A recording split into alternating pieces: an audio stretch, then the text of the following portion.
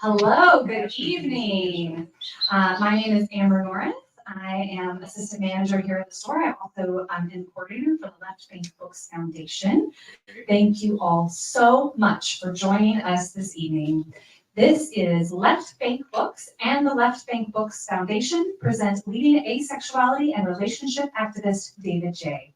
sharing his new book, Relationality, How Moving from Transactional to Transformational Relationships Can Reshape Our Lonely World. So notes before we begin, today's event is possible because of your support.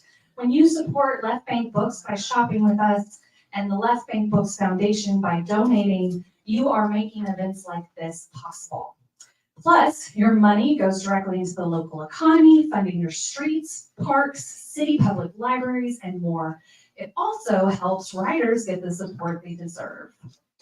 When you buy a book at the front desk tonight, we invite you to also make a donation to the Left Bank Books Foundation so we can continue producing vital literary events for our community. Thank you all for shopping local, supporting this event, and supporting Left Bank Books and the Left Bank Books Foundation. We also want to extend our welcome to our virtual audience this evening. Thank you for joining us from afar. If you have questions for the Q&A, you can write them in the comments below the YouTube video. We at Left Bank have a fantastic calendar of events coming your way. This Friday, November 1st, Chair and Professor of the Department of Afro-American Studies at Howard University, Michael Ralph, will be here in the store talking about his new graphic historical novel, Before 13th. On Saturday, November 2nd, we are hosting 3 exciting events off-site throughout the day that still have tickets available. Those events feature a new innovative plant-forward cookbook, a visual odyssey from accidentally Wes Anderson, and the founder of the Well-Read Black Girl. All the details and the full calendar of our upcoming events can be found on our website. There's sure to be something for everyone. So, why you're here. About tonight's title, Relationality, How Moving from Transactional to Transformational Relationships Can Reshape Our Lonely World. Powerful institutions, from schools to tech and social media companies, create breeding grounds for isolation by failing to invest in relational work. This obstacle stands in the way of our fight for racial equity, economic justice, and climate resilience. In Relationality, leading asexuality and relationship activist David J. brings clarity to the crisis with a fresh perspective that expands upon the fundamental idea that all entities in the universe are connected. Jay draws from a range of vivid personal experiences, including his time spent helping tech workers and policymakers reform social media. This book is for people who believe in the power of relationships and want to see increased investment in relational work. Its scientifically grounded framework will help readers foster conversations about relational work, establish conditions for relationships to thrive, and quantify the impact of them. About tonight's speakers. Born and raised in St. Louis, David J. David J. is a community organizer with a background in physics. From founding the Asexual Visibility and Education Network to working in the heart of the tech reform movement, David has centered the work of building relationship as a tool of healing and driving social change.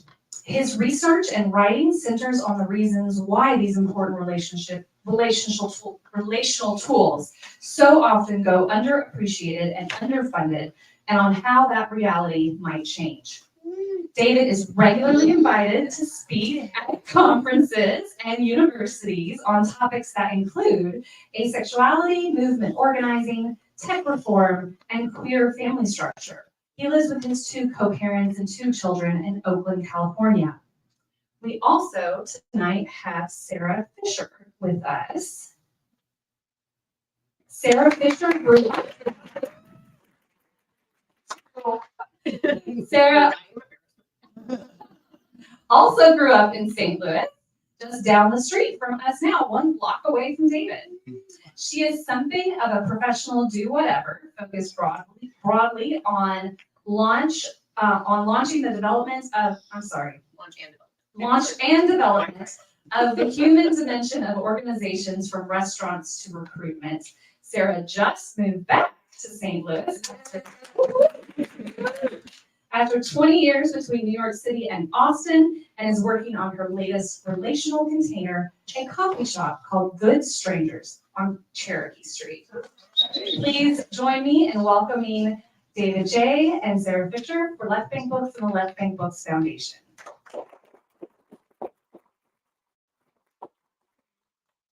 Do I go first or do you go first? I'll go first, and I just want to share.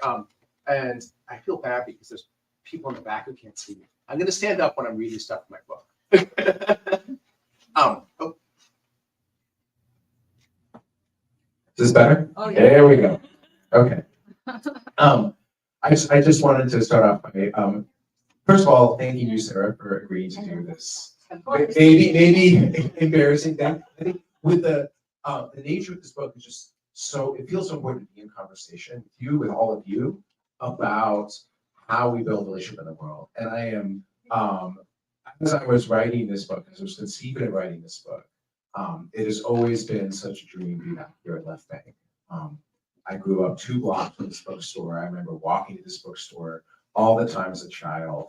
I think my relationship with written word, my relationship with my queer identity, my politics, like has roots in this place. And so it really means the world to me to be back here today, back here with all of you who have, so many people here who have helped to shape me, shape my world, my lineage, which I'll talk about. Of course, my parents, Dan and Marianne, Andrew, a good friend of mine from high school, we swim dance together. I think of you as a team organizer.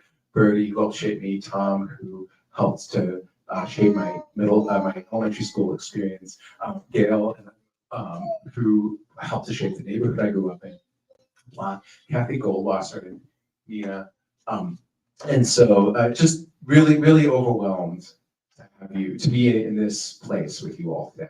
So meaningful to me. So I wanted to open sharing that and say why I'm just quickly why I'm so excited to be in conversation with you today. So, I think Joking with my partner about I was, sort of proctoring this conversation, and I was joking about how I was just like lending my sort of odd immunity to stage fright to David for the evening. And as I was driving here, I started to get incredibly nervous, which is very unlike me. But it's because it's such an important conversation, as David already touched on. This neighborhood was like very meaningful to us, and this is the part where I look like, yeah. I just moved back here. I'm kind of rediscovering this city and a neighborhood where I grew up, and I've known David for 33 years. And so this is like a really monumental sort of homecoming, I think, for both of us. And Yeah. like, thank you to all of the people in this audience that shaped us, Tom among them, and yeah, it's just very cool to be here, dude. Yeah.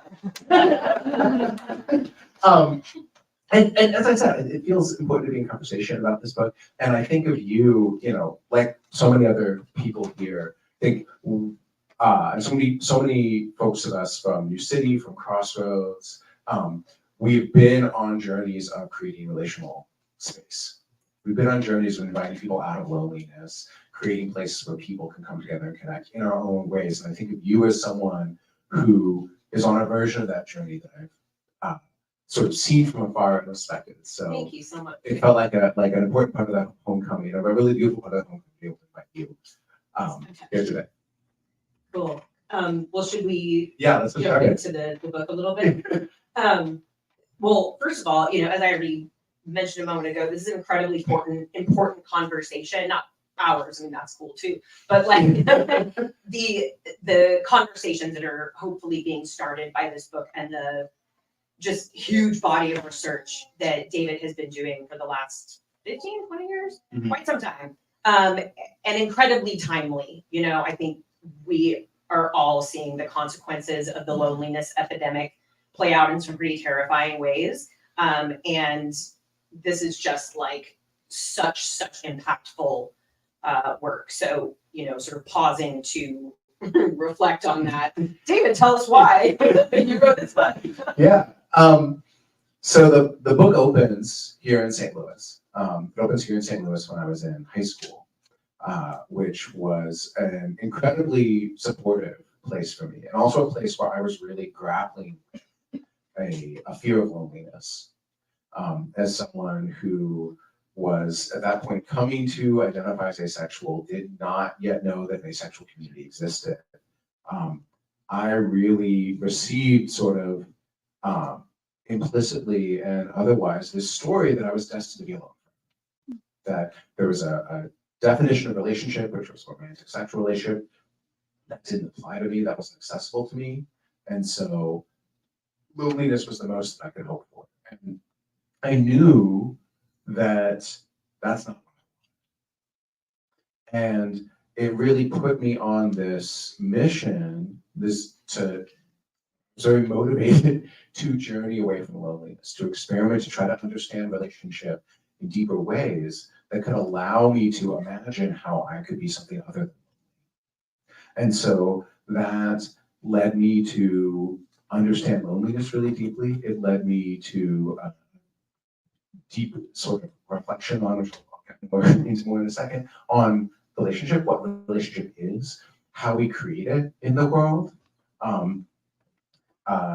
And it led me to see, as what we now refer to as the loneliness crisis. I don't know if any of you are familiar with the US Surgeon General, Beck Murty, who has been writing very powerfully about the impact of the loneliness crisis. It led me to understand how much relationship is needed in our world, how much it's at the core of so many of the things that that we need as people. Not only, as Surgeon General Bertie tells us, is the effect of loneliness, chronic loneliness, similar to smoking 15 packs of cigarettes a day. Not only does it have a severe, as you might expect, impact on our mental health and well-being, but it has these really deep and pernicious systemic impacts. So research has shown that when a disaster strikes, the greatest predictor of survival rates in the face of disaster is the level of social capital, level of connection within a community. When we look in education, one of the greatest predictors of educational success is the strength of relationships between students and teachers and students and their peers. When we look at economic mobility, one of the greatest predictors of economic mobility is the existence of cross-class relationships that can also invite people out of poverty. I remember studying in my work now is working with the people inside of social media companies who deal with all the bad stuff, which is a lot of stuff. And that means that I spent some time studying how hate groups operate. And hate groups largely prey on resentment that comes from loneliness. And there is extensive research that shows that, a sociologist named Hannah Arendt, which shows that, who said that totalitarianism is institutionalized loneliness, that authoritarianism is an expression of loneliness in society, and that when we build deep connections with one another, it creates the conditions for democracy and undermines the conditions for authoritarianism.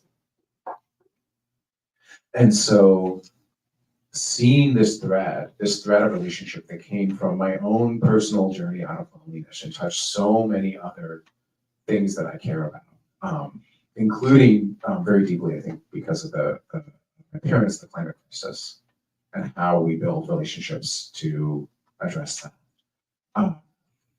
I became really motivated to Was it? I became really motivated to understand what we could do about this thing. And what I came to believe was that loneliness. So there's a interesting definition I found in my research. Just loneliness is different from social isolation. Social isolation is what happens if I don't have any friends.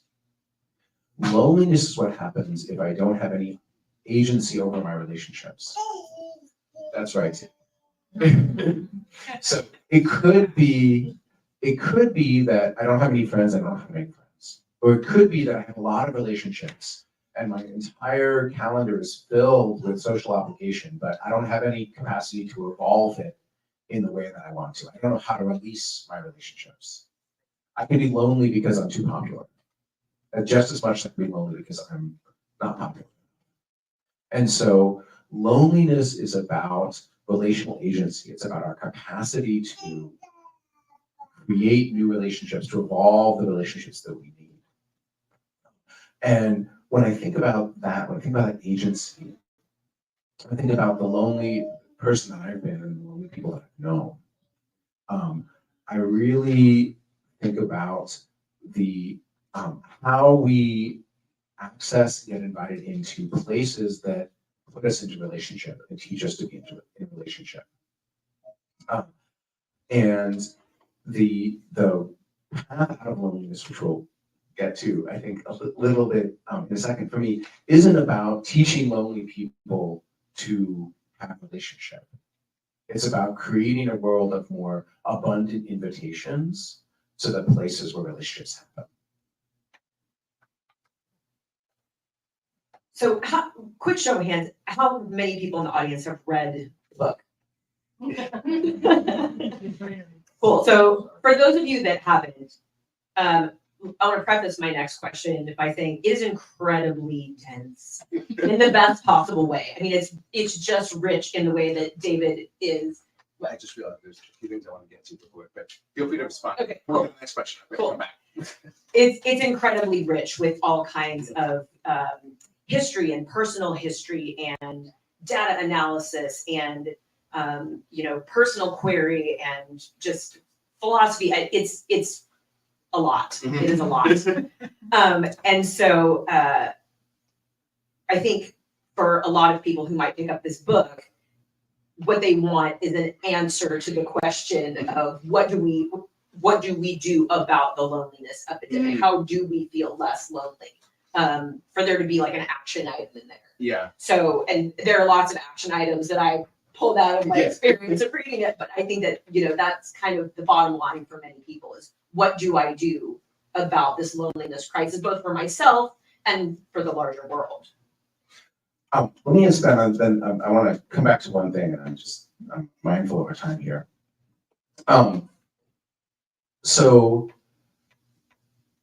I think the shortest answer to what do you do is ask your grandparents. And I'll take a circuitous route to get to that short answer, if that's okay. So I talked before I talked about how I went on this journey to understand relationship for myself, understand what it was, and I came across a definition of relationship that has been very, very powerful for me, which is that a relationship exists when we change one another. And the more deeply we change one another, the more persistently that change happens over time, the more powerful the relationship is.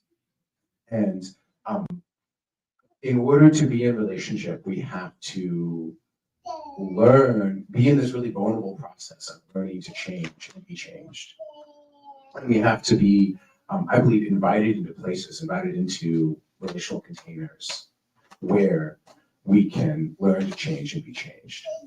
So I remember being a lonely queer kid and being invited by other queer kids at Crossroads where I was going to high school who they sort of saw me and saw that I was struggling with something and kind of pulled me to the side and just created space for me to talk about what I was talking about.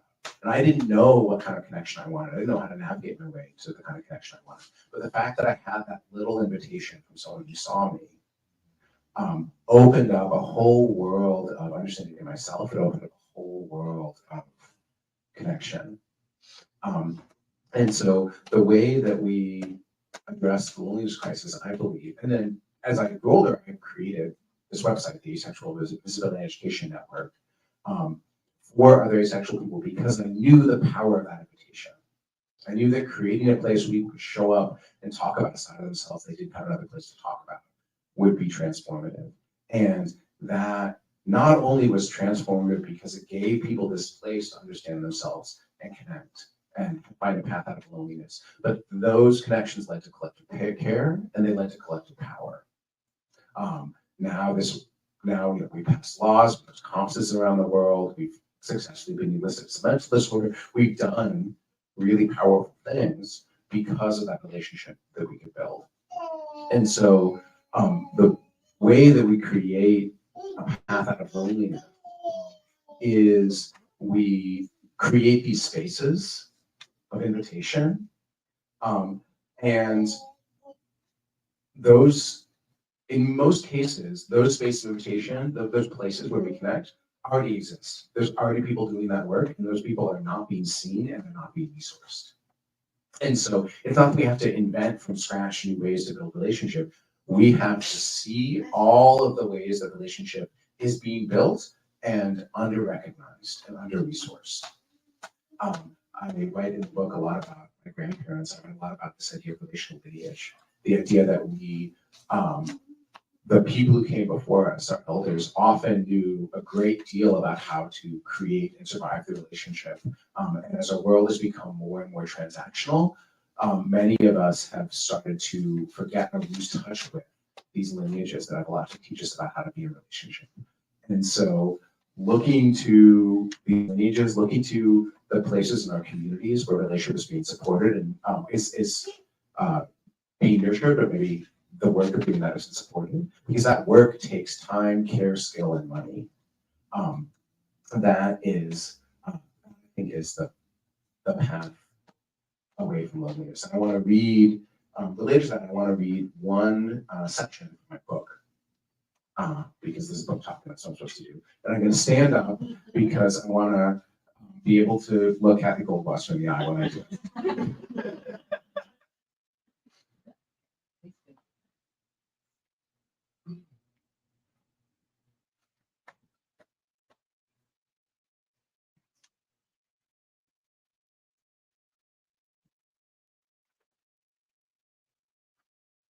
So this message starts when I'm talking about all of the negative impacts that loneliness has, not only on our bodies, but on our broader society. Return now to our imagined lonely future. Not only are our cells breaking down, our bodies breaking down, our minds breaking down, our schools and our workplaces breaking down. Not only are we sleepless, anxious, addicted, and depressed. The vast wealth of our economies flows to fewer and fewer billionaires who, themselves isolated, cannot turn their unimaginable wealth into happiness. Our democracies falter and collapse, replaced by authoritarian regimes that seek collective action and the human connections that lead to it as a threat. We are isolated not only from one another, but from ourselves and from the more than human world. In this future, can we expect to face the unprecedented global challenge of climate change? Can these authoritarian states and these broken, isolated people maintain a biosphere compatible with human survival? Without relational agency, what agency could we find to do so? Without relationship, we become stagnant. We become unable to adapt to the demands of the world around us, and far too many of us will cease to exist. Could the opposite be true? Instead of a lonely future, try to imagine a relational one. Not a future where everyone's connected, as we've already established that too many connections can be a bad thing. Instead, imagine a future where most of us feel that they are capable of building the relationship they need to survive and thrive. Like relational magicians, we know how to find or co-create relational containers capable of manifesting whatever relationships we're looking for, including professional connections, romantic partnerships, creative collaborations, and friends we can just relax with. Because we have relational agency, these relationships evolve when and how we need them to. If we need time to ourselves, we communicate about it and our friends oblige, knowing that we'll invest in time with them when we have the capacity. Imagine that year after year, for decades at a time, our capacity for relationship keeps getting better. The world around us becomes more and more structured to facilitate relationship, and we become more and more skilled at leveraging it. What changes are the leading driver of human happiness is the thing that all of us start having more and more access to. How do our bodies feel in this world? What is it like to be in high school in this world? What is it like to be in an assisted living facility? How do our careers unfold in this world? How do our workplaces shift with this much capacity for workers to come together in agreement? How might the structure of our economy shift this result? What happens to any would-be authoritarian rulers who try to seek power in this world? What happens in the still unrealized project of creating a world of thriving multiracial democracies? What might our relationship with the more than human world begin to look like? What might our movements look like? In this future, how might we expect to face the unprecedented global challenge of climate change? How might we adapt? How might we adapt fast enough and nimbly enough to meet the changing world around us? When the world breaks in ways that it inevitably will break, how might these relationships help us to grieve, survive, and thrive? The difference between these two futures rests on whether we choose to invest in and build places where relationship happens. Creating the conditions for relationship takes deep understanding, compassion, and skill. It takes training ourselves to be present, knowing when and how to invite people in, cooking food, and creating art. It takes tapping into lineages of wisdom about how to create community that our grandparents knew, but that we have begun to forget. It takes knowledge about how to facilitate generative conflict. It takes respect for the fact that people in relationship will become powerful in ways that we do not anticipate. And all of this food, furniture, and skilled labor takes money. In this book, I will argue that the global loneliness crisis is due in large part to the fact that most large institutions are unable to effectively fund relational work. We are starved of relationship because most of the people who build relationship are starved of resources. To get out of this crisis, we will need to understand what relationships are, how to create spaces where they happen, and how to move resources towards the work of building.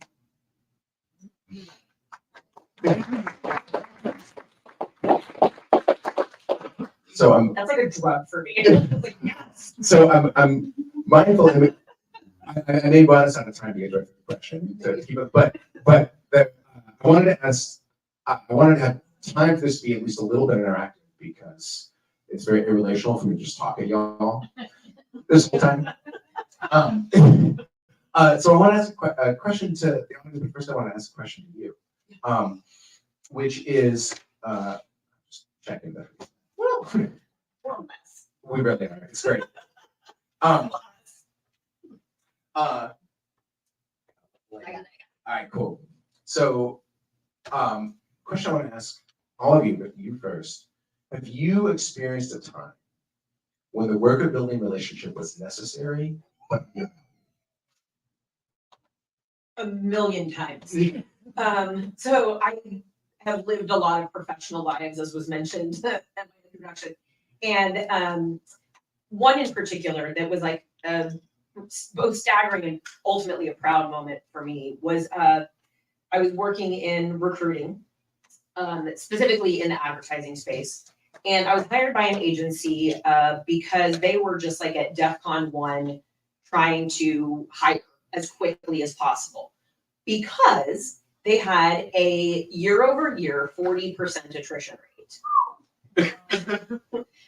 Now, the advertising world has a higher than average attrition rate, but this was even higher than well over the average. And so they were like, okay, help us hire as fast as you can. And I was like, what if we just made people not leave? Like, let's invest some time and resources in ensuring that people don't leave. And so I researched a applicant tracking system that was really good at tracking data. It had richer questions. It had a richer engagement experience for the candidate. None of this like video stuff. It was like asking them pithy questions and then tracking data along that. Those questions were developed in concert with some of the longer term employees at the agency. So there was, staff engagement in identifying what the employer brand was, and then creating an attraction strategy around that employer brand that people connected to and was meaningful for them, and ultimately resulted in them having a more positive employment experience at this agency, because they were doing work that they believed in and they were part of a culture that resonated for them. And in less than 2 years, in a year and a half, I was able to bring that attrition rate from 40% down to 16.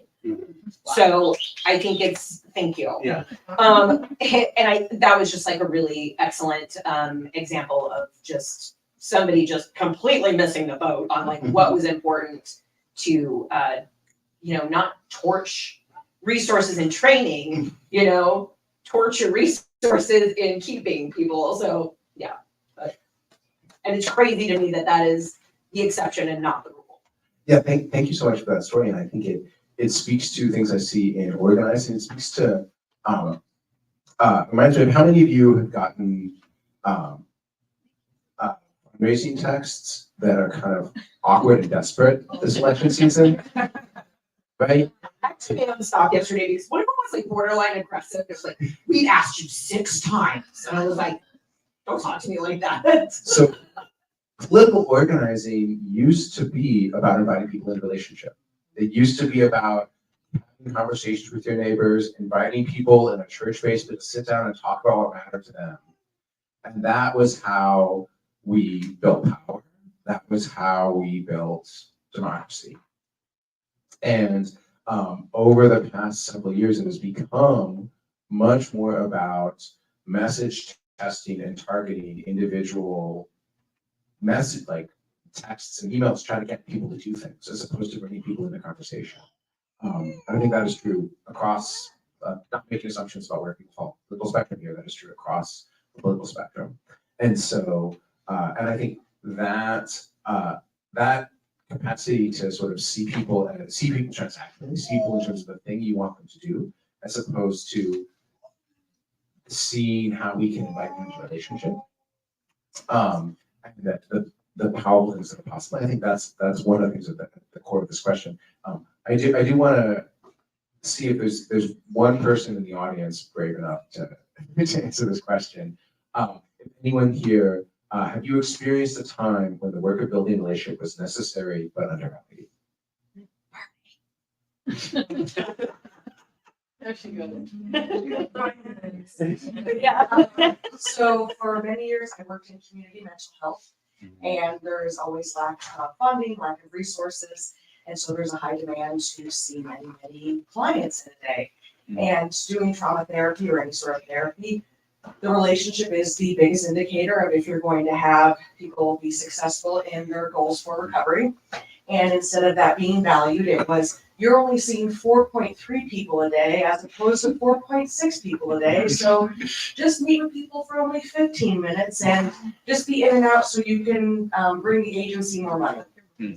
Which then ended up delaying people's ability to work on the things they needed to work on. It was greater dropout rates. So then it was less funds coming into the agency. More importantly, the mission of the agency was for people to heal, and they're unable to heal if you're not valuing the relationship, which is essential for them to trust you into the most valuable, vulnerable part of their life.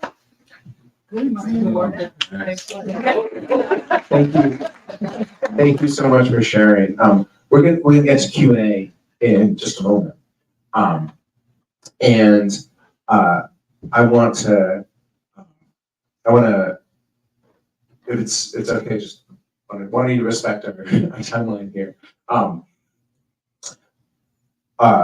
to thank you both for sharing those stories. And I think one of the questions that I really grappled with from this book, I think this is a book about how we individually journey away from loneliness, how we can be more intentional in relationships, how we can find the places in our community that can bring relational possibility, whether that's a church or a game store or weekly dance event, and how we can help co-create those places. But it's also a book about how our institutions learn to see this really important relational work that they don't see. And that's a lot of the conversations that I have now are with funders, they're with investors, they're with people who are thinking about how to recognize the impact of relationship. Because one of the things that came out of the research for this book that was really powerful for me was that we can predict the conditions that will lead to relationship. We can know that if we set things up in a certain way, we get the right food, we get the right chairs, we get the right people to move, relationship will happen. But the better we are at predicting that, the less we know about exactly what will happen. If I need to go to an investor, go to a funder, go to a government agency and say, I'm going to build a relationship and then XYZ metrics will be better. It's really, really difficult because when we build a relationship, it's also unpredictable. And so a big part of what this book grapples with, and a big part of what my work is focused on now, is how do we teach our institutions to see outcomes that are values aligned but unpredictable? How do we have institutions which say, I don't know exactly what a healthy relationship with this patient is going to look like, so I can't make it a KPI on the graph that goes up, but I know that there need to be indicators of healthy relationship for this clinic to be successful. And so I'm going to invest in and expect indicators of that relational work to happen. And if I have to, like, if me pushing more and more patients makes the relationships that are the core of healing that happens here go down, I'm gonna, as an institution, recognize that's a problem. I have a question. Yeah. What it sounds like you're talking about is sort of figuring out how to quantify instinct. Is that Mhm. right?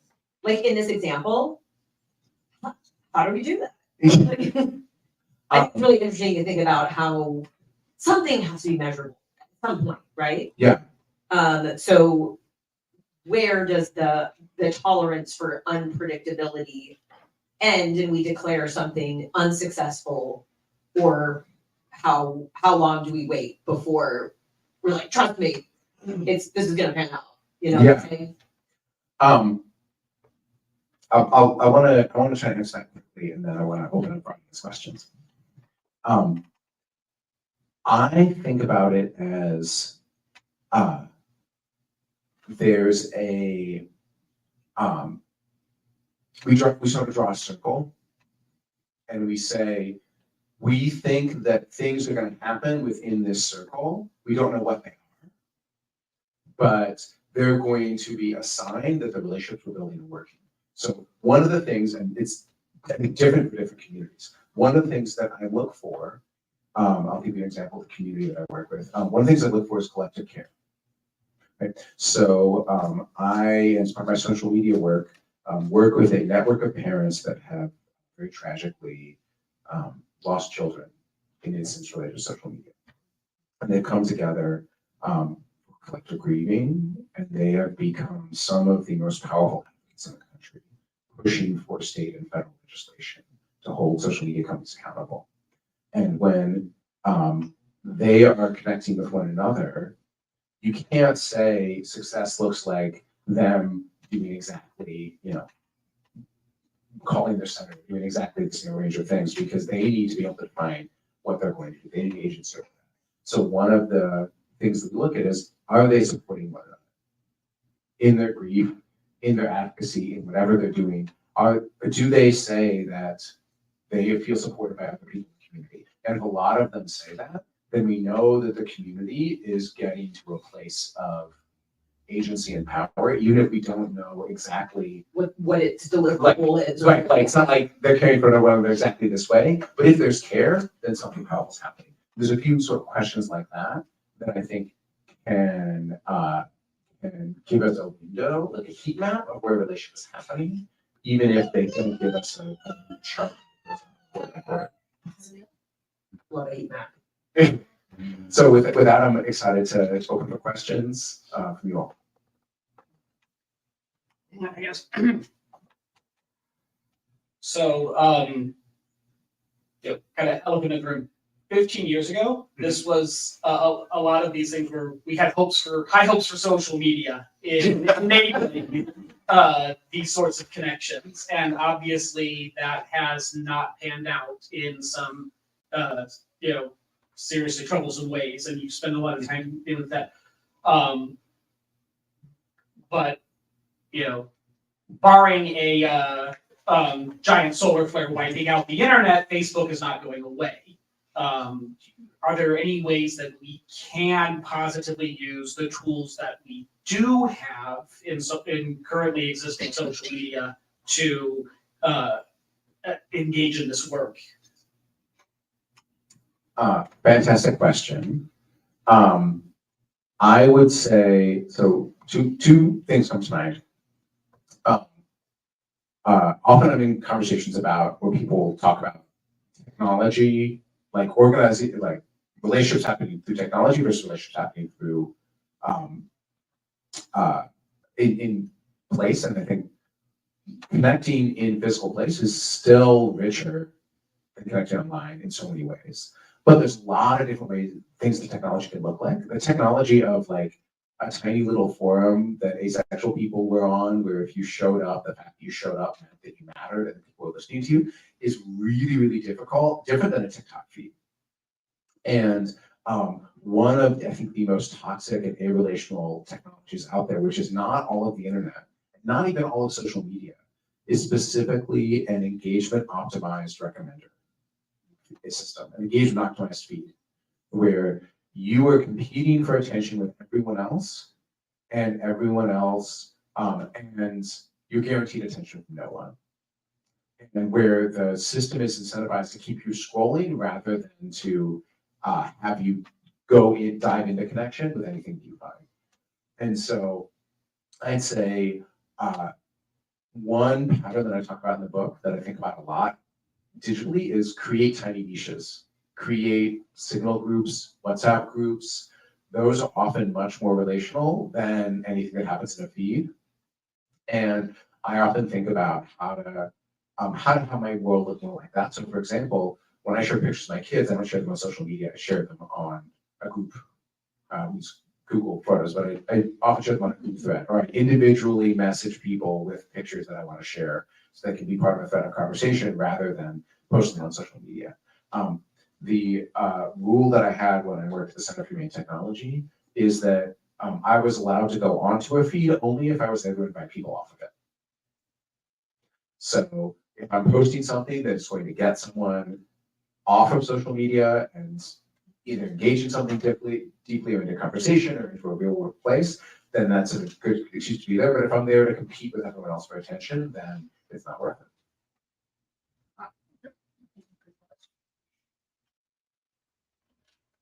All right.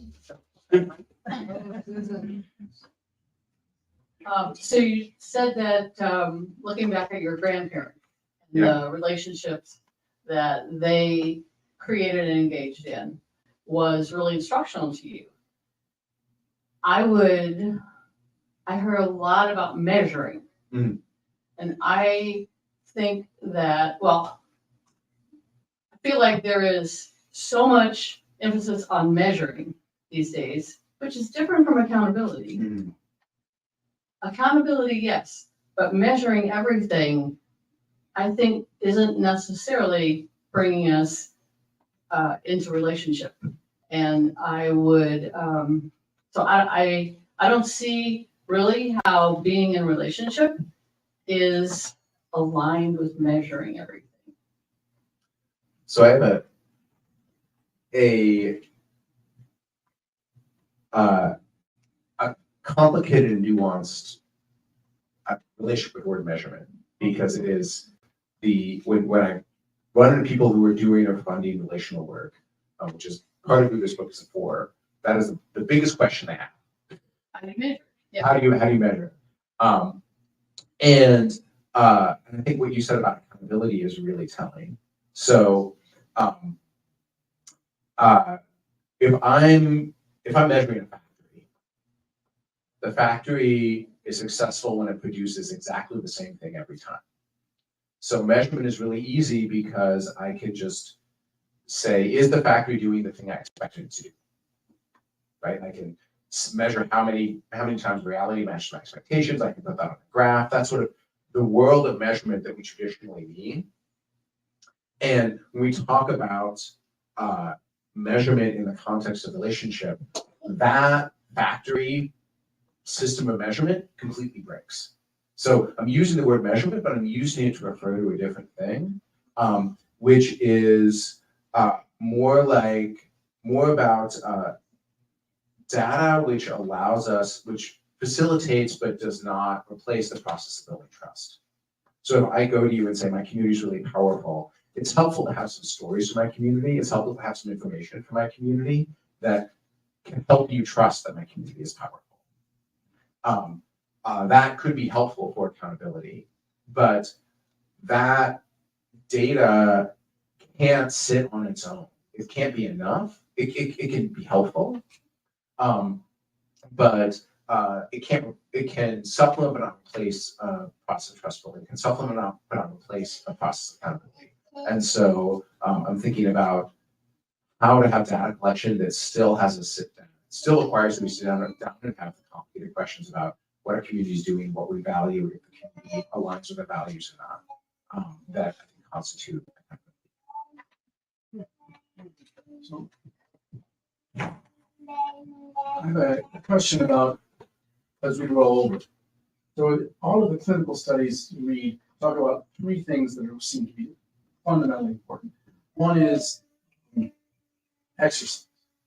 Another is sleep and good health. And the third is connections. And what I see so often as people get older, they lose those connections. They lose them because people move away, because people die, because you change your interests or theirs, and you're often not building up new connections.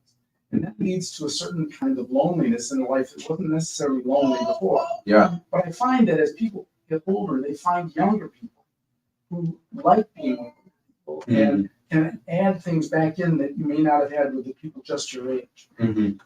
But it's not easy. Yeah. There's not, I don't know how you do that except almost by accident, by getting involved in things where there are young people there. Because I think this issue of loneliness as you get older is I know you're worried about younger people, but it's really tough on older people. It I know you know that.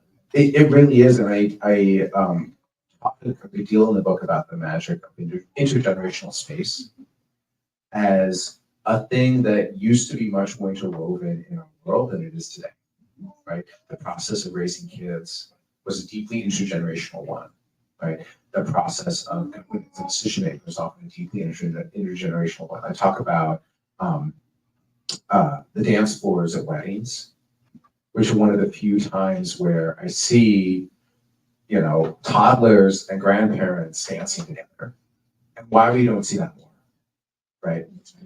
And some of the other times in my life where I've seen that and how deeply powerful it's been. So I very much agree with you that one of the places that we need to be inviting people into, we need to think about investing in inviting people into, is intergenerational space. And so the question I asked from that then is, okay, where is that already happening? Like I could invent that from scratch. You could invent that from scratch. Are there places where it's already happening we can find and support? Are there lineages or the ways that used to happen that we stopped doing that we could start doing again? And maybe that would be engaging and appealing. Like I often see these sort of places where relationship is missing, and then ask myself, okay, who already figured it out that can stop me from having to engage in the hard work to figure it out from scratch.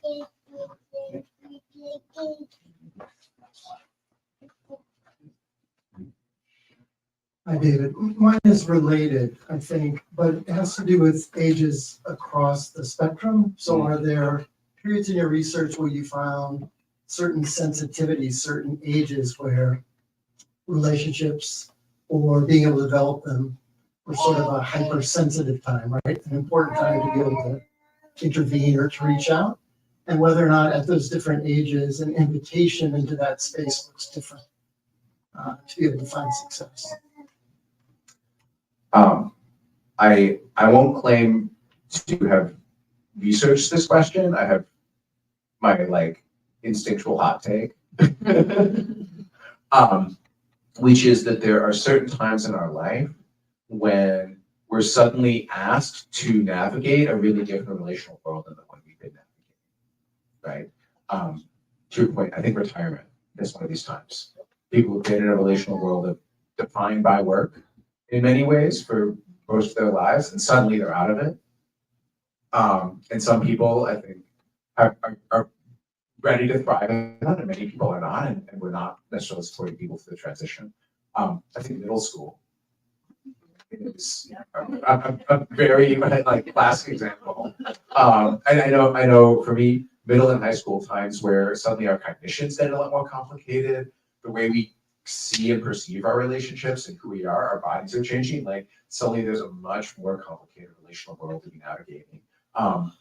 The transition to college, and I think really quickly the transition out of college, when young people are living at home or sometimes living by themselves, maybe living collectively, but having to navigate. I remember having to figure out suddenly going from seeing everyone I knew on a college campus, seeing everyone almost every day, to suddenly like having to make plans sometimes weeks in advance to see people I knew and really loved. And how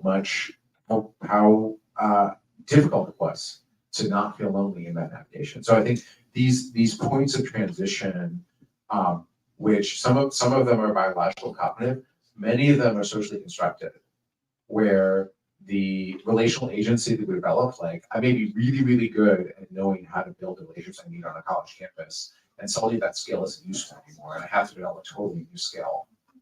I'd be really, really good at navigating like my elementary school social dynamic, and suddenly everything changes. Like those moments of transition, I think, are moments that require a lot of care. Also, I think a lot about the transition from that first-time parents go through, from being a non-parent to being a parent, and how we're a society that I think is ahistorically tilted towards parental isolation, and all of the ways that that we can powerfully. May I add something? Yeah. Just quickly. You talk about the transition to being a parent, and I know you're just experiencing that. I'm just gonna go from the transition away from being a parent when your kids are grown. Yeah. You know, the transition where you have to stop viewing them as a child and start viewing them as an adult. And so, last thing I say, and then Gail, is just that what are the institutions, what are the containers, what are the places we can invite people into when they're going through these transitions, right? It's not that people in these transitions need like a self-help book to read, they need a community to join. And who's building that community? Quick question. Did you look at cultural differences as far as relationships? I looked at a number of them, and I looked at different lineages, and I really worked on being, when I was naming my experience, being specific to the cultural experience that I come from. And I would say that there are very, very deep differences in how we talk about relationship, think of relationship, the kind of agency that people feel, how people think about investing in community, based on the cultures they're coming from. And I'm curious if there's a specific cultural difference, kind of cultural difference that you're thinking of behind that question. Well, when I look at my family structure, and maybe I'm very blessed to have the structure that we take care of each other. We welcome people in regardless of who they choose to love or how they choose to live their life.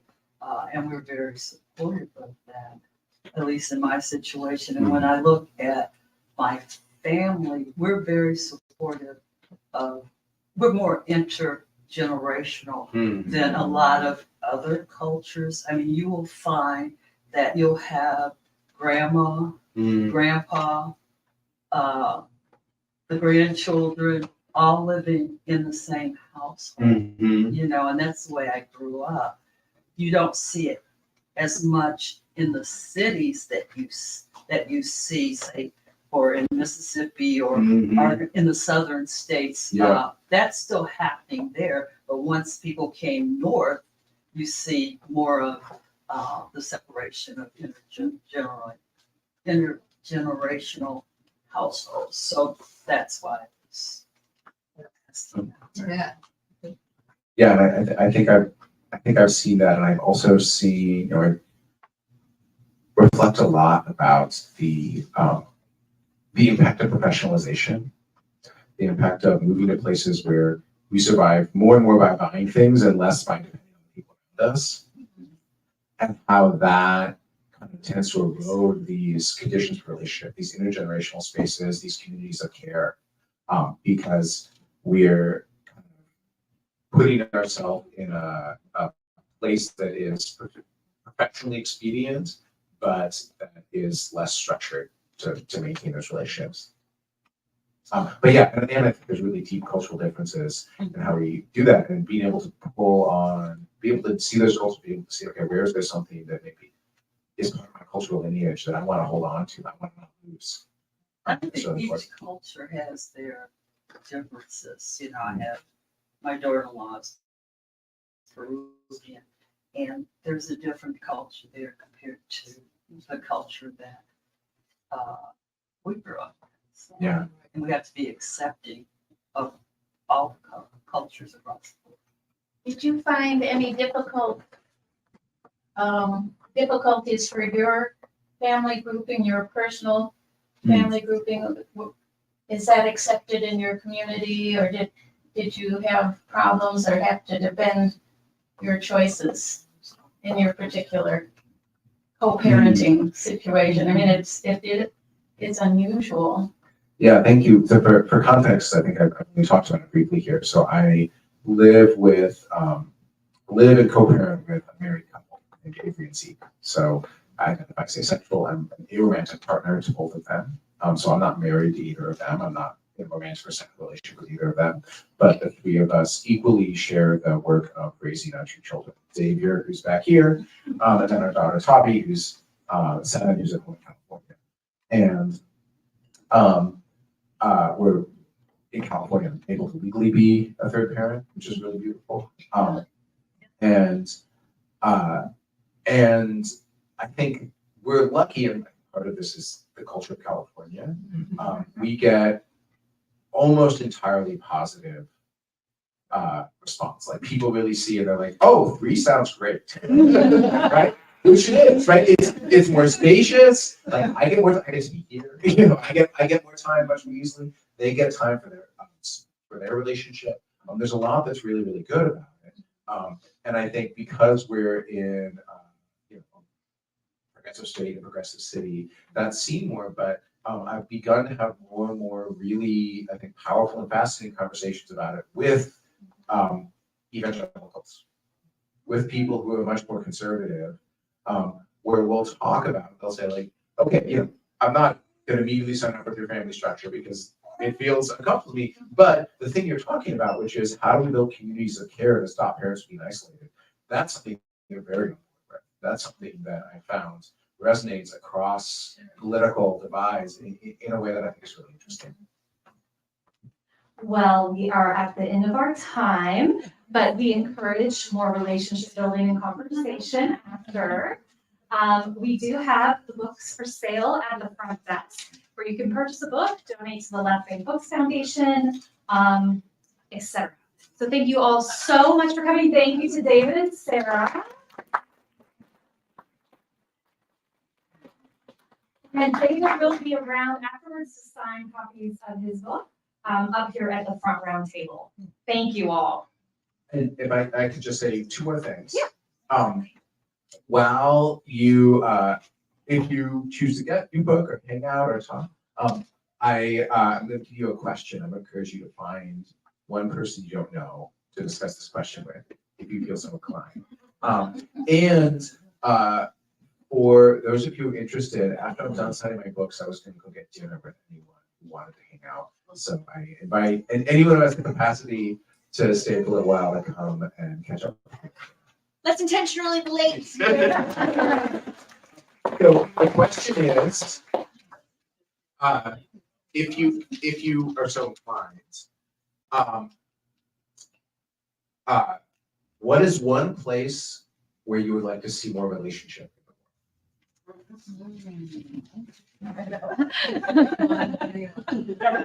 Just something like.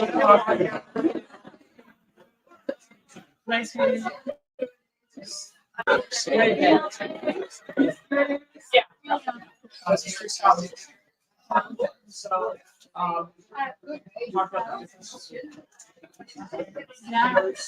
it's difference between culture and the subculture. What I've noticed is that some people use that subcultures aren't intergenerational. If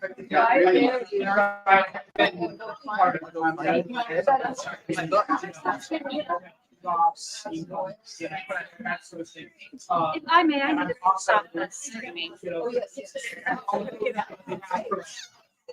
to stop the streaming. Talking about fashion.